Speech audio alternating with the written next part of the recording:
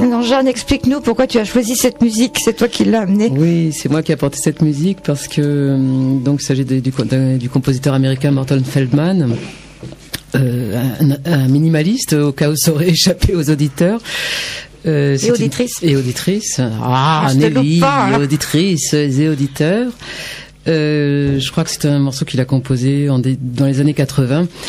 Et l'autre soir, quand je réfléchissais à quelle musique apporter aujourd'hui, j'ai pensé à cette musique parce qu'il y a quelque chose d'une souffrance indicible, je trouve, dans ces trois voix, tu vois, ces trois voix de femmes.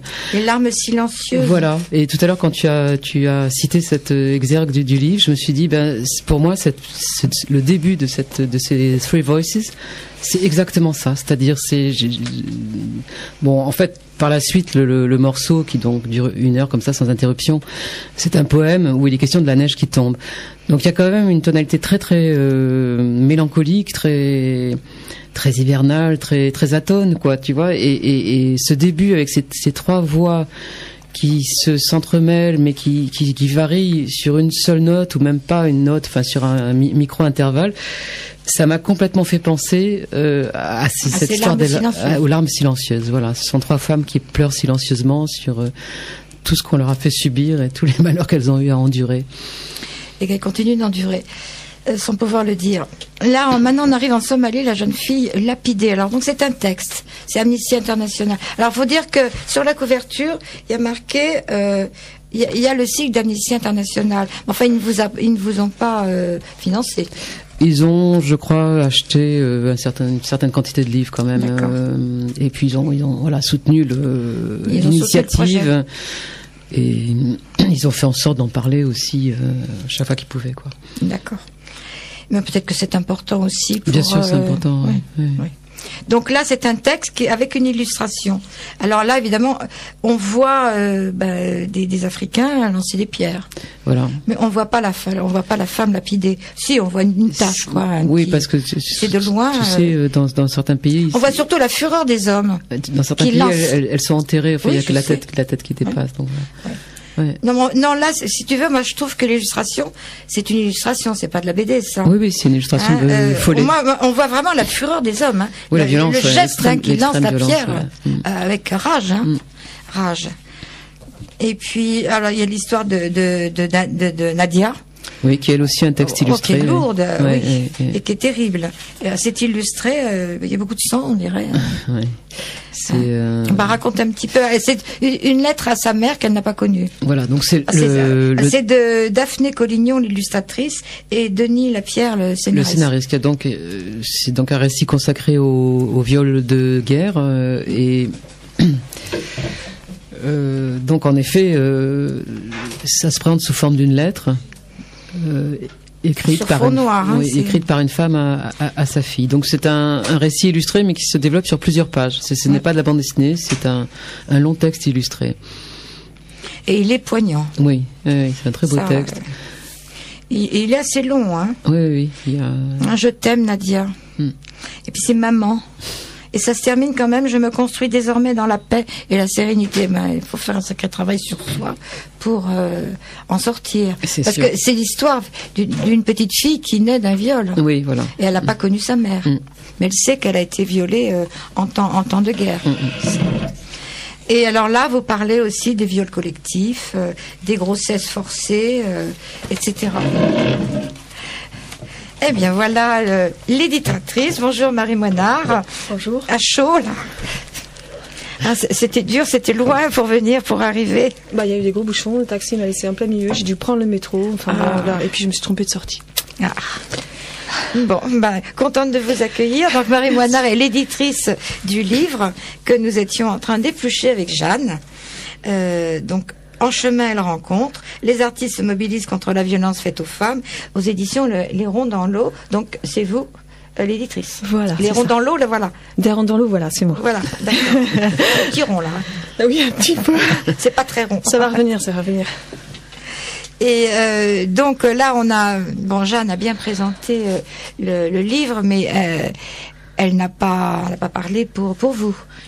Donc j'aimerais que vous disiez ce qui vous a donné l'idée et pourquoi vous avez eu envie d'éditer sous cette forme-là.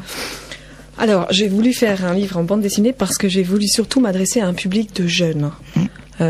Les adultes, c'est difficile de faire changer. Les féministes, elles sont déjà convaincues. Mais les jeunes, je me suis dit, bon, ce qui manque, c'est beaucoup l'information. Absolument. Alors, la bande dessinée étant quand même un peu mon métier, je me suis dit, bon, bah voilà, on va essayer de mélanger un peu tout ça. Et connaissant des tas d'artistes talents dans Jeanne, j'ai un peu sollicité toutes ces personnes et on a réussi à faire ce livre. Collectivement. Collectif, on est 34. Donc, sur les 34, je sais pas si Jeanne, tu l'as déjà dit, il y a 10 femmes et 24 hommes. Donc, c'est pas la moyenne habituelle, ça. Ah non, on est bien supérieur à la moyenne habituelle, parce que 10%, il y aurait 3 filles. Oui, à peu près. Oui, non, si on parle de la moyenne dans la bande dessinée, qui est à peu près une femme pour voilà, donc là on est 10. Donc là on est 10, on a fait un petit effort supplémentaire. Ouais.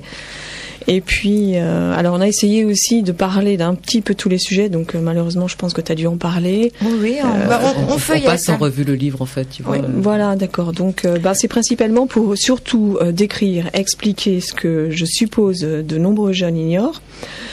Le mariage forcé, les 13-14 ans, ça va absolument pas ce que c'est.